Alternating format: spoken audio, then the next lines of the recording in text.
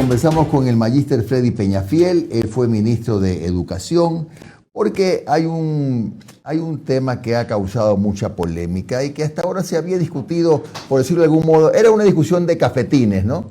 De que mi hijo no enciende la cámara porque dice que viola sus derechos, y otros dicen, no, pues si esa es una obligación, hasta para que pueda haber una interactuación entre el profesor y el estudiante. Le pregunto al doctor Freddy Peñafiel, que fue ministro de Educación, ¿es una violación al derecho de los estudiantes que el profesor le pida que encienda la cámara? O le exija, a lo mejor, no sé. Muchas gracias, Jimmy. Muchas gracias a los amigos con tertulios. Bueno, en primer lugar, yo prefiero responder esta pregunta como profesor más que como autoridad. Muy bien. Como ex autoridad. Yo soy profesor desde hace más de 30 años y estoy dando clases en este momento en la situación en la que estamos. El mundo ha cambiado. Prender la cámara o no prender la cámara depende de muchas condiciones. Mi posición absolutamente personal es que debe llegarse a consensos sobre el tema de prender o no la cámara. Es cierto, al encender la cámara, nosotros estamos entrando a la casa, al hábitat personal del estudiante, y el estudiante está entrando a nuestra casa también. Yo a mi casa no he invitado nunca a mis estudiantes y ahora tengo 60 estudiantes diarios que están conociendo mi casa, conociendo mi estudio, mi desorden, mis libros, y que están metidos aquí. Y yo estoy entrando también a sus casas. Nosotros planteamos que el uso de la cámara tiene varias bondades también. En primer lugar, el interactuar con sus pares. Los chicos no están con estudiantes de su misma edad de manera presencial, entonces mirar a otros compañeros es importante. Que el docente pueda tener un contacto con los estudiantes también es importante, y en algunos casos también debemos pensar en la seguridad. Tenemos estudiantes, yo soy rector de un colegio, tenemos estudiantes que se quedan solos en casa, y que es el único guardián que tienen, o la única compañía que tienen, es el profesor, que puede mirarlos en la cámara, que sabe cuando van al baño, que saben que no está pasando nada, que saben que está todo en orden. Entonces, esas son las bondades de mantener este contacto visual permanente.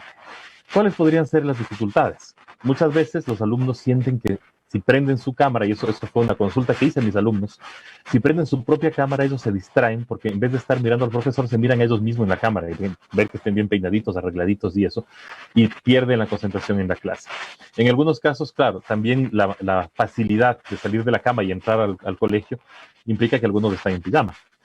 Para eso también hay estrategias que podemos usar. Es decir, sabemos que los chicos están presentes, que nos responden, si tienen tareas que cumplir, si tienen un ticket de salida, por ejemplo, que ellos tienen que llenar o enviar algo al terminar la clase, y de esa manera sabemos que están presentes. Doctor, una cosita rápida, disculpe la interrupción, solo una cosita.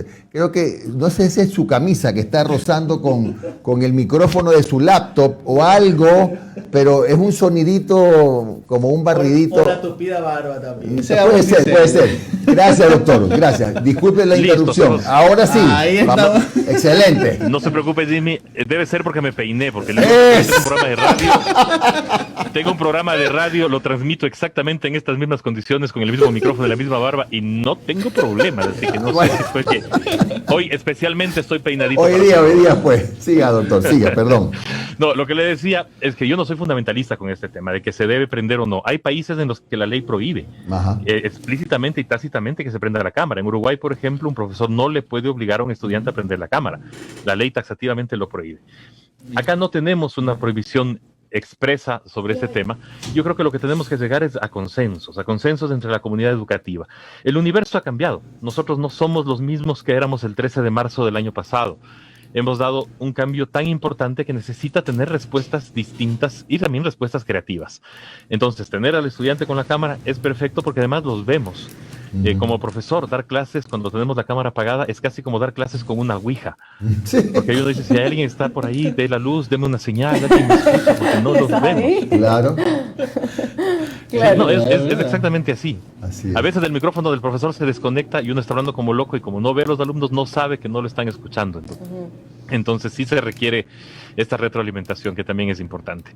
Sin embargo, hay cosas mucho más importantes de esta educación virtual o de esta educación a distancia, porque estamos discutiendo sobre el encender la cámara para chicos que ya tienen una cámara, que tienen una computadora, que tienen condiciones de conexión.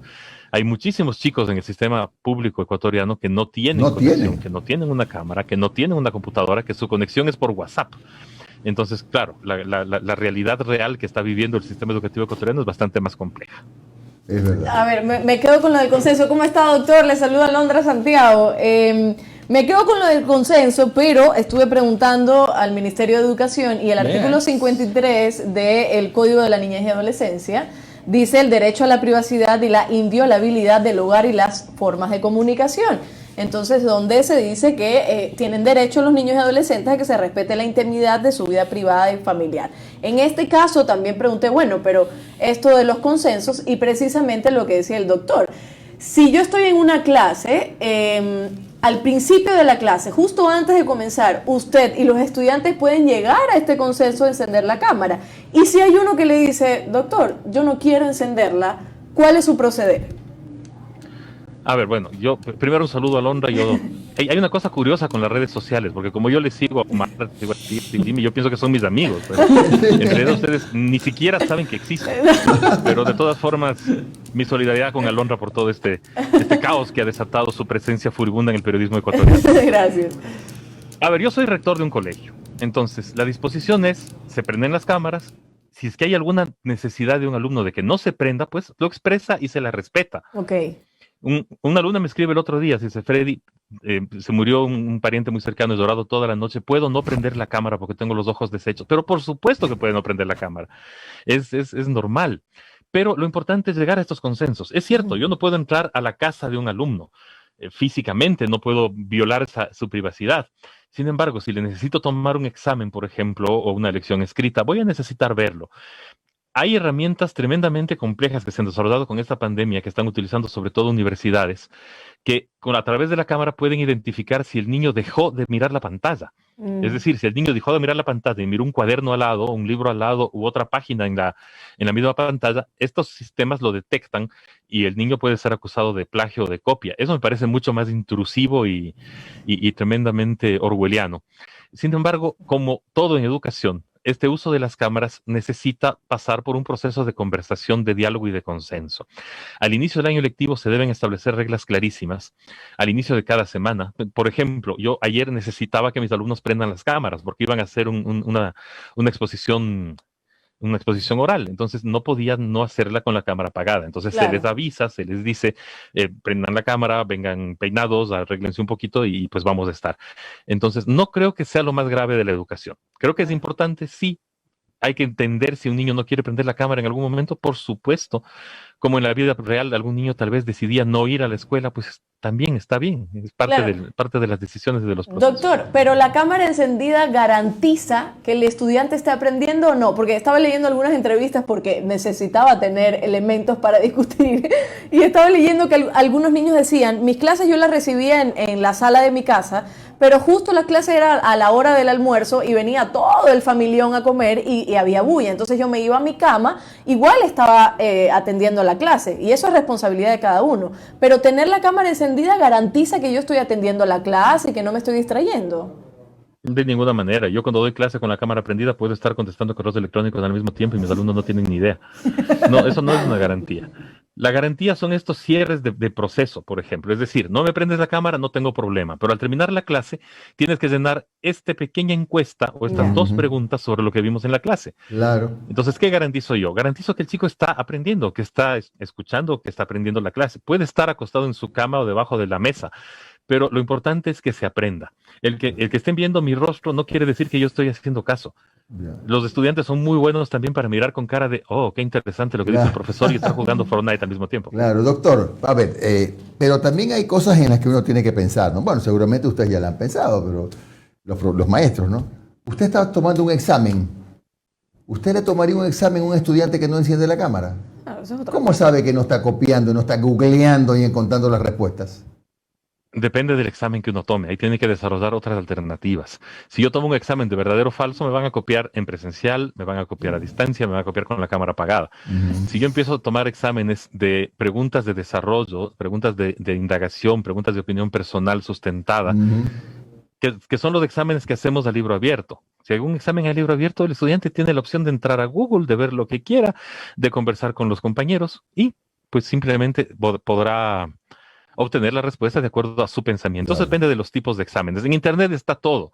Ustedes pueden encontrar control de lectura del Quijote de la Mancha, encontrar 150 controles de lectura respondidos que los chicos simplemente van a aprenderse. Entonces la pregunta ahí tiene que ser distinta. Ahí va parte de la creatividad del profesor para poder evaluar, doctor, sin que esto sea un problema. Claro. Ahora, el problema más grande en esto de ponerse de acuerdo ya se da a nivel de los estudiantes universitarios, por ejemplo, ¿no? Donde ellos ya le hablan de derechos. Ya le hablan de la violación a su derecho a la intimidad y que no es obligación, que no está legislado y que no sé qué, aunque estudien medicina, no importa, aunque estudien odontología, le van a decir eso. Y en esos casos, usted me habla del manejo de este tema con los estudiantes de colegio, pero en las universidades como que es más complejo, si no está legislado, ¿no? Es decir, estamos creando una nueva realidad. Esto no existía. Si en marzo me decían que yo iba a dar clases sentado en mi cama, sentado en mi estudio, sin ir presencialmente a mis alumnos, sin pasar caminando entre las aulas, sin tocarles del hombro, pues creo que es imposible. Entonces todo esto está creándose. Y claro, para mí la palabra mágica es flexibilidad y consenso. Es algo que hemos aprendido. Las primeras semanas de la pandemia, yo les decía a mis profes, nos reuníamos con los profes para capacitación y para entender cómo íbamos a enfrentar esto. Yo les decía la palabra mágica aquí es flexibilidad. Todos la estamos pasando mal. O sea, no puede ser posible imaginarnos que los alumnos que están encerrados un año y un poco más de un año la están pasando bien en su casa. Todos la estamos pasando mal. Entonces necesitamos establecer este tipo de flexibilidad que nos permita que las clases sincrónicas se desarrollen de la mejor manera. Ver al estudiante es maravilloso para el profesor. Es maravilloso porque uno sabe que está diciendo cosas para alguien que está vivo y que no es una fotografía inerte. El estudiante tiene el derecho de no prender la cámara, por supuesto, pero yo como estudiante yo prendería para ver a los demás y para que me vean. De hecho, en la universidad es donde se hacen las conquistas y los coqueteos, entonces si prendo mi cámara puedo ver a mis compañeras también. Confirmo. Estimado rompecabezas, ¿cómo está? Buenos días. Oiga, ¿qué tal, Omar? Tenga presente que estamos pendientes siempre de sus tweets, no se preocupe, lo estamos monitoreando. Oiga, profesor, mire, más allá de la cámara, más allá del coqueteo, lo dejémoslo ahí. Vámonos a un debate que yo creo que va un poco más allá de las aulas, pero que tiene que ver con nuestra sociedad. Se habla de la bendita generación de cristal. ¿Ya? Ese término para englobar a estas nuevas generaciones que, como por ejemplo Alondra, que está peleando por el derecho de tener apagada sus cámaras en clases. Y aquí yo lo estoy viendo, lo estoy monitoreando tanto en el muro de Facebook como en el muro de YouTube de este programa. Que dicen, no, que esta generación de cristal, que bien que mandan fotos desnudos por celular, pero no pueden prender la cámara en clases, que eso es obligación del muchacho, que en mis tiempos, a ver si no venía el inspector y me alaba la oreja, o venía mi madre y a las bravas prendía la cámara. ¿Cómo entender esta situación de la generación de cristal? O cómo poder compaginar también en lo educativo y en lo social las generaciones pasadas con las antiguas. Por ejemplo, y se lo resumo, ahorita le están dando palo por su barba, por ejemplo, aquí algunas personas, que yo supongo que decir, ese no es el look típico de un docente. ¿Ya? Hay gente que sigue pensando a lo mejor que lo que antes se vivía en las aulas es mejor. ¿Es así? A ver, primero, yo no he podido ir al peluquero en un año y un poco más por un tema de pandemia. Tengo comorbilidades, entonces es entendible, digamos. De todas formas, bueno, ha crecido un poquito. Sí estaba muy larga también antes, eso no tiene nada que ver. Si los pelos fueran importantes, estuvieran dentro de la cabeza y no afuera de la generación. A ver, este concepto de generación de cristal a mí me asusta porque puede ser puede despreciar mucho a una generación que ha entendido que tiene derechos. Es decir, le llaman generación de cristal porque es una generación que no acepta que el piropo sea normalizado, que no acepta la discriminación a la mujer, que no acepta la discriminación racial. Si esa es la generación de cristal, bienvenida. Es decir, si la generación de cristal es una generación que tiene voz para levantar su voz, para protestar contra lo que considera injusto, pues está muy bien y bienvenidos, y ojalá todos fuéramos así. Es una generación que se duele por los demás, que siente el dolor ajeno, que siente que si su derecho es no prender la cámara, pues que no la prenda y que sepa defender sus derechos y que sepa enfrentarse. Eso es lo que necesitamos. Necesitamos nuevas generaciones que alcen la voz por sus derechos. Los de barba que podemos alzar la voz por nuestro derecho a tener barba también. Y los calvos también, pues no, también, los calvos también tienen derecho, ¿no? Estoy casi en los dos niveles.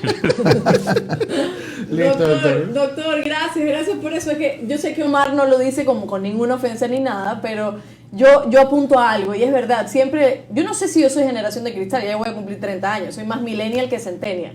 Pero lo que usted dice, si esta generación de cristal es la que está en las calles de Colombia ahora gritando, porque casi todos son jóvenes, si esta generación de cristal es la que estuvo en octubre de 2019 también gritando por sus derechos, y es la generación de cristal que está luchando para que los derechos realmente se respeten, pues así como dice usted, bienvenida sea. La otra generación tuvieron su tiempo, ahora es el nuestro de defender y de estar más vivos que nunca. Ojo, yo no estoy en contra de que no enciendan la cámara, no estoy haciendo esa campaña. Yo enciendo mi cámara cuando voy a hacer una exposición, si la piden que la encienda, yo la enciendo. Solo pido que se respete al estudiante que realmente no quiere hacerlo. Eso es lo único, porque aquí ya me están haciendo pedazos en las redes, pero hay otro que dice que ministra de Educación Alondra Santiago, así que vamos a ver, vamos a valorarlo. Oiga, doctor Peñafiel, y dígame una cosa, ¿y usted cree que si acaso se abre y sigue este debate, porque es importante debatir estos temas, aunque a muchos les parezca liviano? Oiga, con mis hijos estoy debatiendo yo esto de la cámara,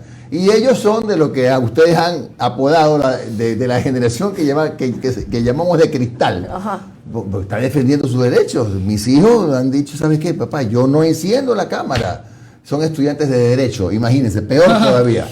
No es cierto, porque están invadiendo mi privacidad. Entonces mi concepto es más pues de otra generación, pues, ¿no? Es que así no vas a aprender. El profesor tiene que verte, tiene que haber una interactuación. ¿Cómo va a hablarle el profesor a una pantalla negra? Entonces, ese debate me lleva a la conclusión de que a lo mejor no habría necesidad de normarlo, de regularlo, de poner por lo menos un marco como para que se establezca esta relación un poco más flexible o qué sé yo. Pero yo insisto que nosotros estamos hablando de los estudiantes que tienen acceso a computadora. Yo sé que hay muchos que no, de acuerdo con usted. ¿Sí? Un altísimo porcentaje. La mayoría no tiene ni siquiera este acceso, la mayoría así es. Entonces, claro, establecer una norma para una minoría que tiene una posibilidad de acceso tecnológico pudiera ser, pero yo creo que la norma tiene que establecerse en el aula, tiene que establecerse en la escuela, tiene que establecerse en la relación directa de los chicos con los profesores, de los padres con los profesores. Si yo logro llegar al consenso en mi clase, en mi escuela, en mi grupo, de que necesitamos prender las cámaras porque nos extrañamos, porque los alumnos están creciendo un montón y si los volvemos a ver en la vida real no los vamos a reconocer, o porque necesitamos saber quiénes son los otros que están conmigo en el aula, pues es mucho más posible que funcione que establecer normativas. La ley puede decir, prendan todos la cámara, pero el internet del Ecuador también es un desastre. Prendo la cámara y se me cae la conexión. Cierto. Entonces, todo esto tiene muchos variantes. De todas formas, como digo, es una realidad que estamos inventando, en la que estamos tratando de aprender a sobrevivir, porque no nos queda otra, y esperemos que pase pronto y que cuando pase, la educación no olvide estas maravillas de las videoconferencias, no olvide estas maravillas de poder encontrarnos a distancia, de poder tener expositores internacionales invitados al aula de un colegio, que de otra manera sería imposible. Y las escuelas para padres. Estamos en proyectos de escuela para padres con el colegio. Tengo más padres que nunca en la vida cuando hacíamos presencial. Y todos puntuales y maravilloso. Entonces, y prenden la cámara. Y prenden la cámara un porcentaje. Algunos están manejando, entonces no. Bueno, muchas gracias, doctor Freddy Peñafiel. Ha sido muy ilustrativa esta entrevista. Tiene sus fans el profe, ¿eh? Sí, claro que sí. Que tenga usted un buen día, doctor. Gracias. @rompecabezas24 en Twitter, digo, por si acaso. No, está bien. Ahora mismo. Gracias, muy amable. Gracias. 10 de la mañana con 1 minuto.